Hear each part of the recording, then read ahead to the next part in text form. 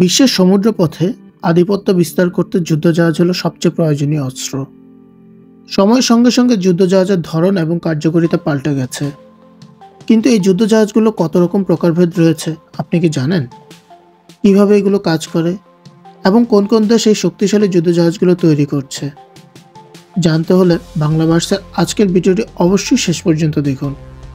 আর এখনও সাবস্ক্রাইব করে না থাকলে সাবস্ক্রাইব করুন এবং এই ধরনের আরও ভিডিও পেতে বেল আইকনটিতে প্রেস করুন। তবে চলুন আজ আর কথা না বাড়িয়ে পর্বটি শুরু করা যাক। সাবমেরিন হলো একটি শক্তিশালী যুদ্ধজাহাজ যা পানির নিচে থেকে চলাচল এবং আক্রমণ উভয়ই করতে সক্ষম। ইতিহাসের প্রথম সাবমেরিন ছিল HMS আন্ডার ওয়াটার, যা 1851 সালে প্রথম ব্রিটিশ নৌবাহিনীতে যুক্ত হয়েছিল। তবে আধুনিক সাবমেরিনের বিকাশ 20 শতকের প্রথম দিকে শুরু হয়, যখন যুক্তরাষ্ট্র এবং ইউরোপীয় দেশগুলো প্রযুক্তিগত উন্নয়ন শুরু করে। সাধারণত সাবমেরিনের দৈর্ঘ্য 50 থেকে 150 মিটার এবং এর ওজন 1000 থেকে 20,000 টন পর্যন্ত হতে পারে। তবে নিউক্লিয়ার সাবমেরিনগুলো এর চেয়েও বড় হয়ে থাকে। সবচেয়ে বড় এবং শক্তিশালী সাবমেরিনগুলোর মধ্যে ফ্রান্সের ট্রাইমফ ক্লাস এবং রাশিয়ার ব্যাল্টিক ক্লাস উল্লেখযোগ্য। বর্তমানে যুক্তরাষ্ট্র এবং রাশিয়া সাবমেরিন সংখ্যার দিক দিয়ে সবচেয়ে এগিয়ে রয়েছে। তাদের যথাক্রমে 60টি এবং 50টি নিউক্লিয়ার ও ডিজেল ইলেকট্রিক সাবমেরিন রয়েছে। এছাড়াও চীনের 45টি, ভারতের 15টি এবং যুক্তরাজ্যের রয়েছে 11টি সাবমেরিন। সাবমেরিনের সাধারণ অস্ত্রের মধ্যে রয়েছে টর্পেডো, মিসাইল, সাবমেরিন রকেট এবং গভীর সমুদ্রের জন্য বিশেষ সেন্সর সিস্টেম। এদের সৈন্য সংখ্যা সাধারণত 50 থেকে 150 জন পর্যন্ত হয়ে থাকে, তবে বেশ কিছু বড় সাবমেরিনে এর চেয়েও বেশি সংখ্যা ধারণ করতে পারে। সাবমেরিনের মূল উদ্দেশ্য হল গোপন আক্রমণ, শত্রুর যুদ্ধজাহাজ ধ্বংস, তথ্য সংগ্রহ এবং পানির নিচে সাবমেরিন যুদ্ধ। এটি মূলত বিশ্বব্যাপী সমুদ্র নিরাপত্তা নিশ্চিত করার জন্য এবং শত্রু নৌবাহিনীর বিরুদ্ধে গোপন আক্রমণ পরিচালনা করতে ব্যবহৃত হয়। নিউক্লিয়ার সাবমেরিনগুলো পৃথিবী জুড়ে স্থায়ী অবস্থানে থাকতে পারে, যা দীর্ঘমেয়াদী শক্তি প্রদান করে।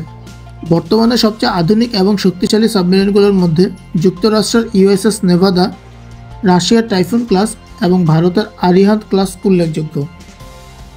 সাবমেরিনের উল্লেখযোগ্য অবদান ছিল বিশ্বযুদ্ধ, বিশেষ করে দ্বিতীয় বিশ্বযুদ্ধে, যেখানে সাবমেরিনগুলো ট্রান্সপোর্ট শিপ এবং শত্রু জাহাজ ধ্বংস করার মাধ্যমে সমুদ্রপথ সুরক্ষিত করেছিল। এছাড়া গালফ যুদ্ধ এবং ফকল্যান্ড যুদ্ধ সাবমেরিনের কৌশলগত ভূমিকা ছিল অত্যন্ত গুরুত্বপূর্ণ। আধুনিক সাবমেরিনগুলি নিউক্লিয়ার আক্রমণ ক্ষমতা এবং অ্যান্টিশিপ মিসাইল ব্যবহার করে, যা একে একটি অত্যন্ত শক্তিশালী এবং নির্ভরযোগ্য অস্ত্র হিসেবে গড়ে তোলে।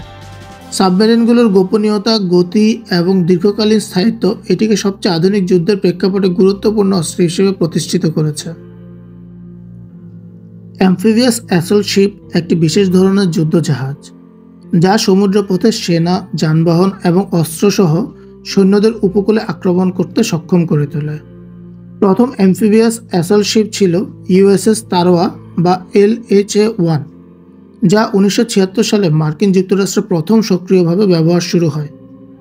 এটি একটি হেলিকপ্টার ক্যারিয়ার, যা সৈন্যদের আক্রমণ এবং সাপোর্টের জন্য ব্যবহৃত হয়েছিল। অ্যাম্ফিবিয়াস অ্যাসল্ট শিপের দৈর্ঘ্য সাধারণত 200 থেকে 250 মিটার এবং ওজন 20,000 থেকে 40,000 টন পর্যন্ত হতে পারে। সবচেয়ে বড় ও আধুনিক অ্যাম্ফিবিয়াস অ্যাসল্ট শিপগুলোর মধ্যে আমেরিকান ক্লাস এবং ওয়াস্প ক্লাস উল্লেখযোগ্য। বর্তমানে যুক্তরাষ্ট্র অ্যাম্ফিবিয়াস অ্যাসল্ট শিপে সবচেয়ে এগিয়ে রয়েছে। তাদের 8টি অ্যাম্ফিবিয়াস শিপ রয়েছে। এছাড়া জাপান, রাশিয়া, চীন এবং স্পেন তাদের নিজস্ব অ্যাম্ফিবিয়াস অ্যাসল্ট শিপ তৈরি করে এবং পরিচালনা করে, তবে সংখ্যার দিক থেকে মার্কিন যুক্তরাষ্ট্র সবচেয়ে এগিয়ে রয়েছে।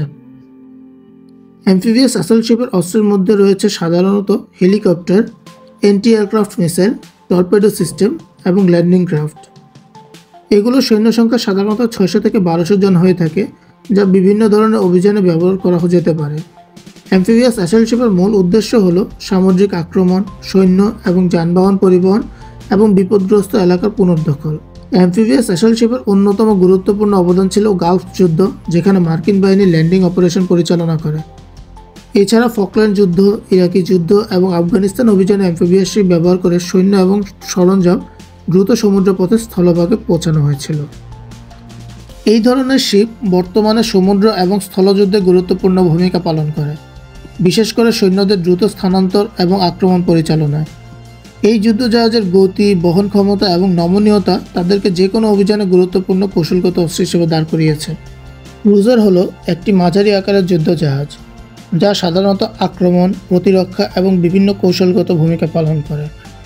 ইতিহাসের প্রথম ক্রুজার ছিল যুক্তরাজ্যের HMS ওয়ারিয়র, যা 1859 সালে প্রথমবারের মতো সক্রিয় ব্যবহারে আসে। আধুনিক ক্রুজারের বিকাশ শুরু হয় 19 শতকের দিকে, যখন এটি আরও শক্তিশালী এবং বহুমুখী হয়ে ওঠে।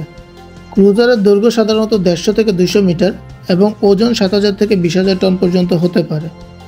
সবচেয়ে বড় এবং শক্তিশালী ক্রুজারগুলোর মধ্যে মার্কিন যুক্তরাষ্ট্রের টিকোনোডেরোগা ক্লাস এবং রাশিয়ার কুলসনাভ ক্লাস উল্লেখযোগ্য। বর্তমানে যুক্তরাষ্ট্র ক্রুজারের সংখ্যার দিক থেকে সবচেয়ে এগিয়ে রয়েছে। তাদের 22টি ক্রুজার রয়েছে। এছাড়া রাশিয়ার 6টি, চীনের 5টি, ভারতের 3টি এবং জাপানের রয়েছে 2টি। ক্রুজারের সাধারণ অস্ত্রের মধ্যে রয়েছে মিসাইল, টর্পেডো, ফ্ল্যাগ গান, এন্টি এয়ারক্রাফট সিস্টেম এবং রাডার সিস্টেম।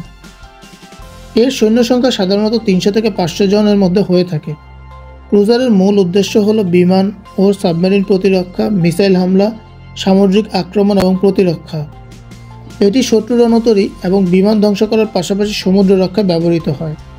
ক্রুজারের অন্যতম গুরুত্বপূর্ণ অবদান ছিল দ্বিতীয় বিশ্বযুদ্ধে, বিশেষ করে প্যাসিফিক থিয়েটারে, যেখানে ক্রুজারগুলো বিমানবাহী রণতরী এবং অন্যান্য যুদ্ধজাহাজের সঙ্গে সমন্বয় করে কাজ করেছে। এছাড়া কোরিয়া যুদ্ধ এবং ভিয়েতনাম যুদ্ধ এই ক্রুজারের ভূমিকা ছিল অত্যন্ত গুরুত্বপূর্ণ। আধুনিক ক্রুজারগুলো মিসাইল ডিফেন্স এবং এয়ারক্রাফট সিস্টেম ব্যবহার করে যুদ্ধ অত্যন্ত কার্যকর ভূমিকা পালন করে। ক্রুজার বর্তমানে অ্যাডভান্স মিসাইল সিস্টেম এবং রাডার টেকনোলজি ব্যবহারের কারণে সমুদ্র যুদ্ধে একটি অত্যন্ত শক্তিশালী অস্ত্র হিসেবে পরিচিত হয়ে উঠেছে। এইসব যুদ্ধজাহাজ দ্রুত প্রতিরক্ষা ব্যবস্থা গড়ে তোলে এবং নৌকৌশল অনুযায়ী সরাসরি আক্রমণ পরিচালনায় সক্ষম। এই ধরনের যুদ্ধজাহাজ সমুদ্র যুদ্ধে মূলত শত্রু রণতরী, সাবমেরিন এবং বিমান থেকে প্রতিরক্ষা নিশ্চিত করে এবং দীর্ঘ পাল্লার আক্রমণে সহায়তা করে থাকে। পেট্রোল বোট হলো একটি ছোট দ্রুতগামী যুদ্ধজাহাজ যা মূলত সমুদ্রের সীমানা নিরাপদ রাখার জন্য এবং শত্রু জলযান বা অন্যান্য উপকরণ পর্যবেক্ষণ ও আক্রমণের জন্য ব্যবহৃত হয়। ইতিহাসের প্রথম পেট্রোল বোট ছিল মার্কিন যুক্তরাষ্ট্রের PC-461 ক্লাস, যা 1941 সালে দ্বিতীয় বিশ্বযুদ্ধে সক্রিয়ভাবে ব্যবহৃত হয়। পেট্রোল বোটের দৈর্ঘ্য সাধারণত 20 থেকে 45 মিটার এবং ওজন 200 থেকে 500 টন পর্যন্ত হতে পারে।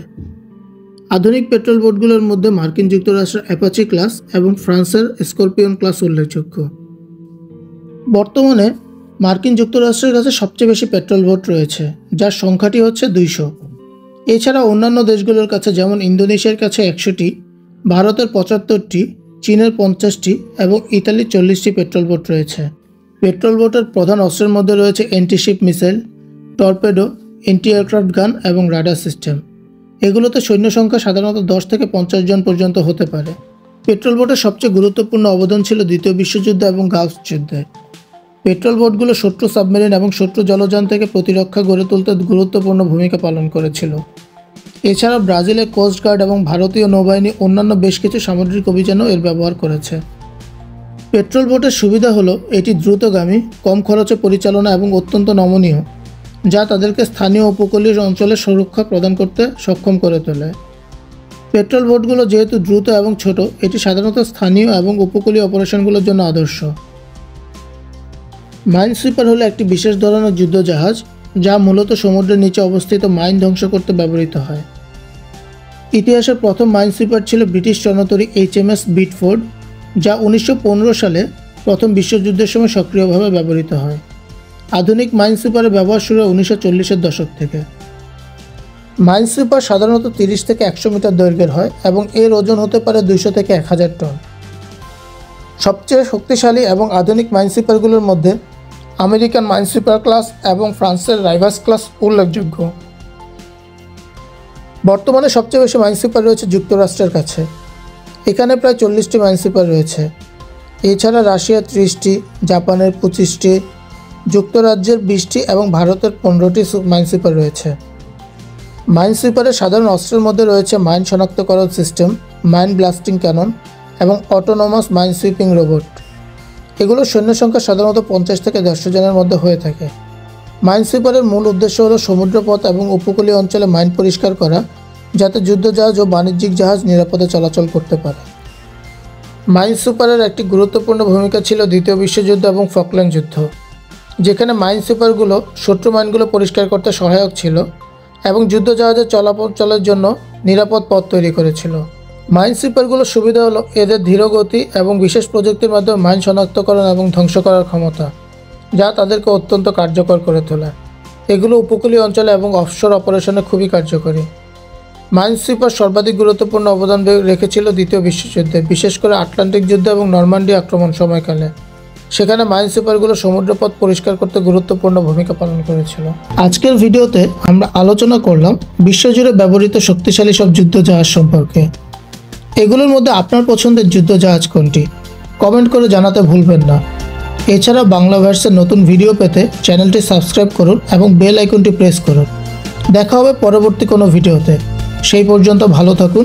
ধন্যবাদ।